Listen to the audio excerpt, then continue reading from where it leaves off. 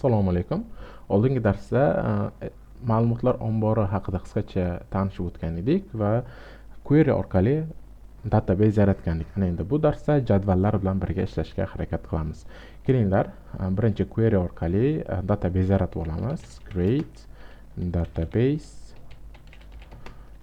school.db. Xo'p, o'zi asosan query yozishda katta harflardan foydalanadi. Hozir men kichkina harflarda yozdim. Masalan, mana bu holatda yozish hozir ya'ni standart hisoblanadi. Create table school db. Xo'p, school db degan bitta database yaratamiz. Va bu queryni execute qilamiz. Database yaratildi. Bu yerda refresh berib school dbni ko'rishimiz mumkin. Ana endi use school db qilib aynan mana shu dbni ishlash haqida ogohlantirish beramiz. School db. Xo'p, kelinglar endi shu database'ga bitta table yaratamiz. Aytaylik teacher. Buning uchun create table komandasi bor. Create table teacher va qavs ichida teacher table uchun kerakli propertylarni kolumnlar beramiz. Xo'p, teacherda o'zining id'si bo'lishi mumkin. Aytaylik, id bu har bir teacher uchun unique bo'lgan qiymat, ya'ni yagona bo'lgan bir qiymat hisoblanadi. Keyin buni integer qilamiz. Keyin esa teacherning first name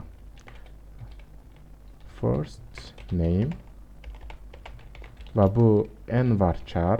Nvarchar bu ya'ni string type hisoblanadi. Bu ya'ni matnli ma'lumot turi. Buning keyin uzunligini 50 qilamiz va bu first name not null bo'lsin. Ya'ni bu yerga null bo'lishi mumkin emas. Xuddi shunday integer, ya'ni id ni ham not null qilamiz. Aytgancha integer bu ya'ni raqamli ma'lumot turi hisoblanadi. Xo'p, endi esa last name nvarchar bu ham xuddi first name ga, ya'ni uzunligi 50 dan oshmaydigan ma'lumot turi, not null.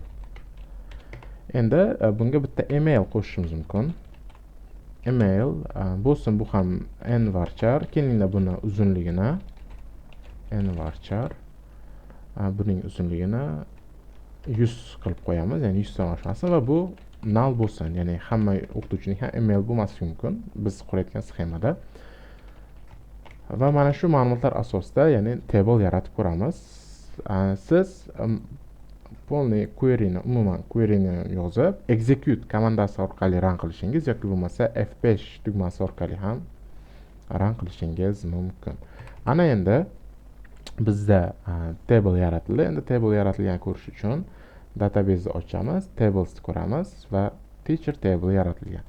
Ana endi qanday qilib ma'lumotlarni, ya'ni jadvaldan olib ko'rishimiz mumkin. Buning uchun bizda select komandasi bor va bu select orqali teacher jadvalimizni olib kelishga harakat qilamiz. Buning uchun all from teacher. Xo'p, mana bu yulduzcha, ya'ni all deb hisoblashingiz mumkin, ya'ni hamma qatorlarni olib kelib beradi. Keling buni run qilamiz, execute va ko'rib turibsiz, bizda id, first name, last name va email va bizda hozircha ma'lumot yo'q. Keling yaratilgan jadvalga bir nechta ma'lumot qo'shamiz. Buning uchun insert komandasi bor. Bu insert komandasi jadvalga ma'lumot qo'shish ishlatiladi. Teacher va bu yerga aynan qaysi property kolumnlarga, ustunlarga ma'lumot qo'shishni ko'rib o'tamiz. Buning uchun id ni belgilaymiz. First name ni belgilaymiz. First name, last name va email. Values, ya'ni aynan mana shu ustunlarning qiymatini ko'rsatib o'tamiz. id birinchisiga 1 bo'la qolsin. First name string tipida. Keling buni nodir. Last name Abdumurotov va email bo'lsin teacher nodir kichikcha mail.ru yoki com farqi yo'q. Va buni execute qilamiz va one row affected, ya'ni bitta qiymat, ya'ni qator qo'shildi. Keling yana bir bor select all from teacher komandasini run qilamiz va ko'rib turibsiz, bizda allaqachon ma'lumot bor. Ya'ni idsi 1 ga teng bo'lgan first name va last name Nodir Abdumurotov va email teacher nodir_mail.ru. Ana endi faqatgina teacherning menga first name va last name kerak bo'lishi mumkin. Bu yerda ya'ni select operatsiyalarini qo'llab ko'ramiz. Bu yerda yulduzcha, ya'ni hamma ustunni olib kelib ber deydigan bo'lsa, endi biz ko'rsatishimiz mumkin. Ustunda faqatgina id ni olib kelib ber. Ya'ni select id from teacher. Buni run qilamiz. Bizda faqat id keldi. Ana endi unga first name ni qo'shib qo'yamiz. First name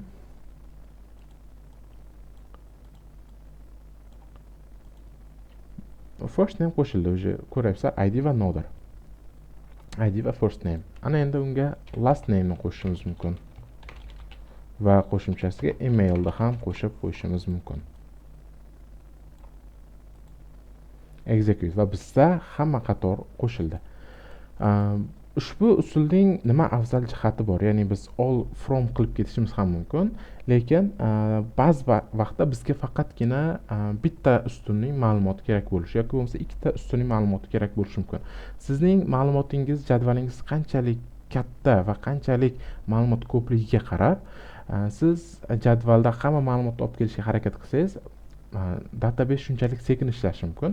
Shuning uchun query yozayotganda e'tiborli bo'lish kerak, aynan kerakli qatorlarni olib kelishga harakat qilish kerak. Xo'p, ushbu select query'sini eng asosiy qanday kuchli tomoni bor? Bu select query orqali biz har qanday ma'lumotni har qanday ko'rinishda olib kelishimiz mumkin. Bunga misol uchun first name va last name alohida ustunga chiqarmasdan, bu ikkalasini bitta ustunga chiqarishga harakat qilamiz. Va plus first name va last name. Va buni select qilamiz. Ko'rib turibsizlar, bizda id va no column name va email. No column name degani chunki biz ikkita ustunni birlashtirdik va bu ustunga nom bermadik. Keling buni s kalit so'zi va columnga bitta full name deb nom beramiz. Va buni bir boshdan execute qilamiz. Ko'rib turibsizlar, bizda Nodir Abdumurotov va email.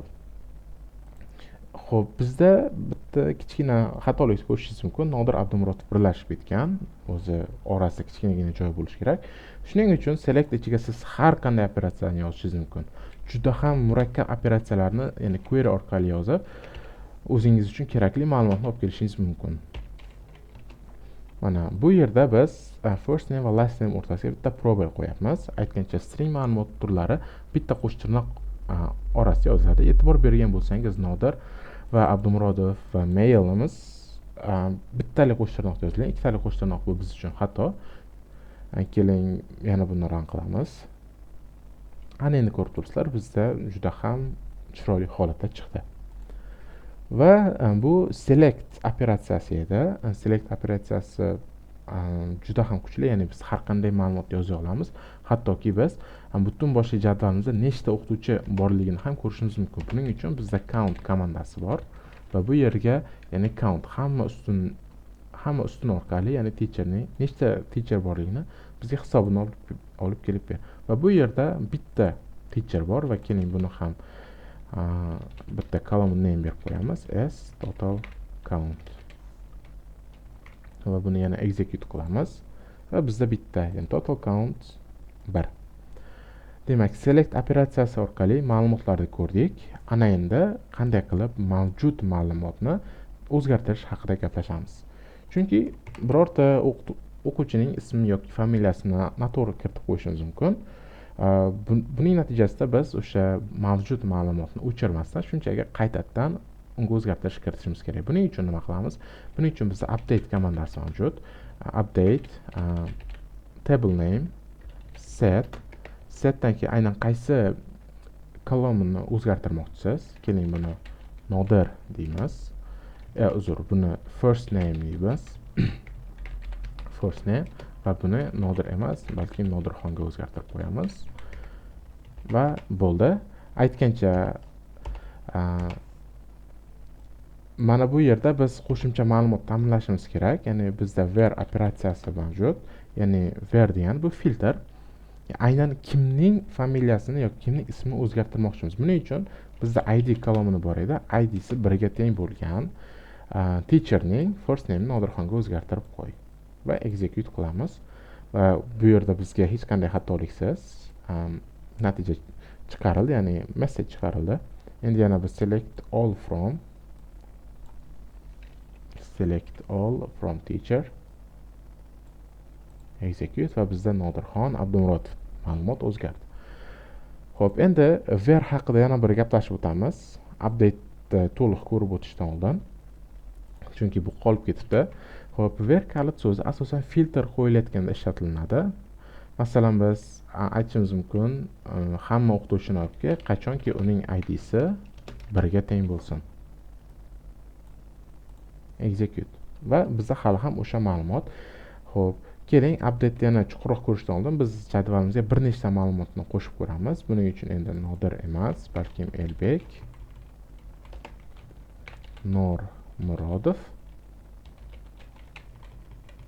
va bu teacher Elbek bo'lsin. Va yana execute qilamiz va hammasini yana bir boshdan olib kelib ko'ramiz. Endi bizda ikkita qiymat bor. E'tibor bering, bizda idsni bir xil qilib qo'ydik. Aslida id unique bo'lgani uchun biz uni har xilligini ta'minlab berishimiz kerak edi. Xo'p, buning uchun biz idsi 1 ga teng bo'lgan first name Elbek bo'lgan teacherning idsini 2 ga o'zgartiramiz. Buning uchun first name teng bo'lgan Elbekka shuning idsini 2 ga o'zgartir. Va hamma teacherlarni yana olib kelamiz. Va Nodirxon 1, Elbek 2, ya'ni idlar mavjud. Ana endi faqatgina idsi 1 ga teng bo'lgan teacherni olib kelib ber. Nodirxon. idsi 2 ga teng bo'lgan teacher Elbek. Mana where kalit so'zini ham ishlatishdan ko'rib chiqdik. Xo'p, bu qisqacha querylar yozish edi. Ya'ni biz ushbu darsda qanday qilib jadval yaratish, jadvalga ma'lumot qo'shish, jadvaldagi ma'lumotlarni olib kelish va jadvaldagi ma'lumotni o'zgartirish haqida shu yergacha ko'rdik. Ana endi yana qo'shimcha biz delete operatsiyasini ham bajaramiz, ya'ni o'sha jadvalda bor bo'lgan ma'lumotni o'chirib tashlash. Buning uchun bizda delete komandasi bor. Delete from teacher.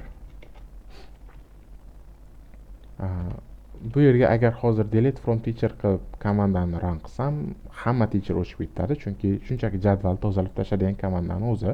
Shuning uchun biz yana bu yerga filtr qo'yamiz, where idsi 1 ga teng bo'lsin. idsi 1 ga teng bo'lgan teacherni o'chirib tashla va execute qilamiz va bir boshdan teacherlar hammasini olib kelamiz. Va faqat bazada Elbek qoldi.